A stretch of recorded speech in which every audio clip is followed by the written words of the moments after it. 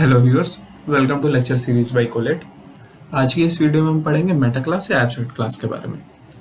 अब एक meta class या एब्स्ट्रैक्ट क्लास बाय डेफिनेशन होती क्या है उसको हम पहले देख लेते हैं और इसका काम क्या होता है वो देख लेते हैं।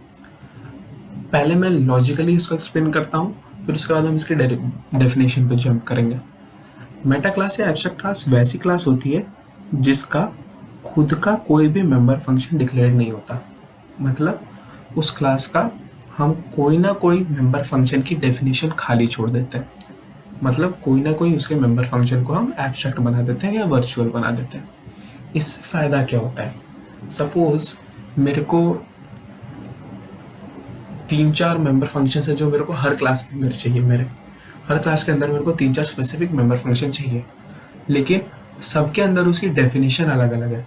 तो मैं क्या कर सकता हूँ, एक क्लास बनाऊंगा जिसके अंदर वो 3 या 4 जो भी मेंबर फंक्शन है उनको डिक्लेयर करूंगा, लेकिन उनको डिफाइन नहीं करूंगा।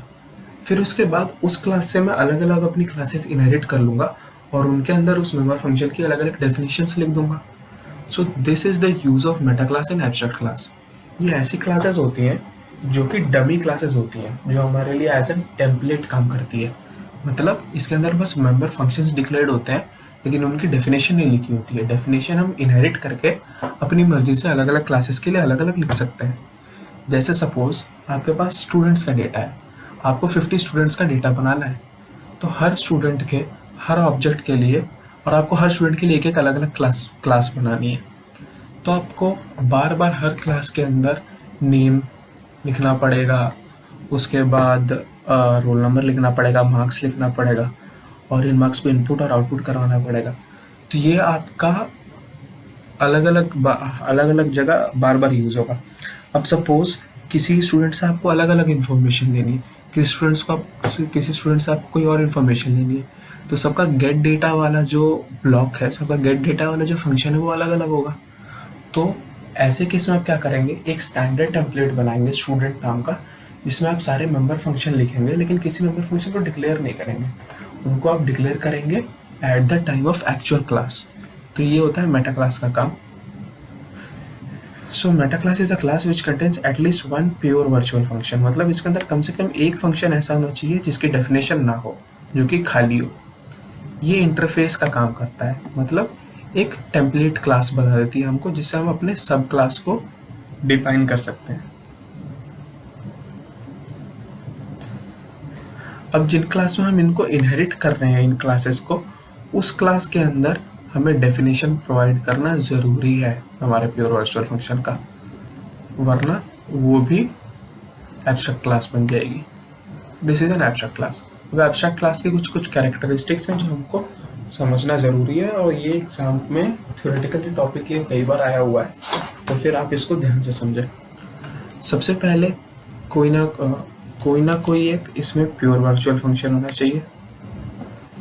उसके बाद जो इनहेरिट कर रहे हैं क्लास, वो क्लास के अंदर उसका डेफिनेशन होना चाहिए।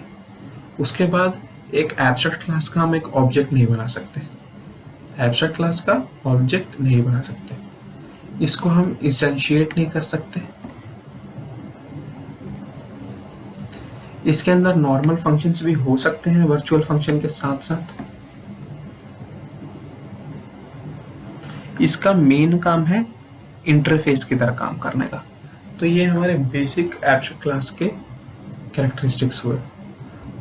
अब इसका हम एक एग्जांपल देख लेते हैं। ये रहा इसका एक एग्जांपल। मैंने यहाँ पे एक क्लास बनाई जिसके अंदर एक void show नाम का फंक्शन लिखा है, लेकिन इसको मैंने डिफाइन नहीं किया। उसके बाद मैंने इसी क्लास को यहाँ डिराइव किया डिराइव्ड क्लास में, और यहाँ पे मैंने void show को इम्प्लीमेंट कर दिया कि void show के अंदर क्या होगा, सी आउट होगा, इम्प्लीमेंटेशन ऑफ वर्चुअल फंक्शन। तो जब मैं कॉल करूँगा ऑब्जेक्ट बना के शो फंक्शन को, तो फिर वो प्रिंट करेगा ये इम्प्लीमेंटेशन ऑफ वर्चुअल फंक्शन। ये क्या करेगा, हमारे शो जो हमने यहाँ पे फंक्शन लिखा था उसको ओवरराइड कर देगा। हमने यहाँ पे एक बेस क्लास के अंदर एक फंक्शन डिक्लेयर किया और उसको डिफाइन किया उसकी डिराइव्ड क्लास में। So this is abstract class. Base class is abstract class. So इस वीडियो में हमको इतना ही पढ़ना था। Thank you for watching the video. और अगर आपको हमारे नोट्स एक्सेस करने हैं तो नोट्स हमारी वेबसाइट पर अपलोडेड है। वेबसाइट का लिंक हमारे यूट्यूब चैनल के डिस्क्रिप्शन बॉक्स में गिवन है। Thank you.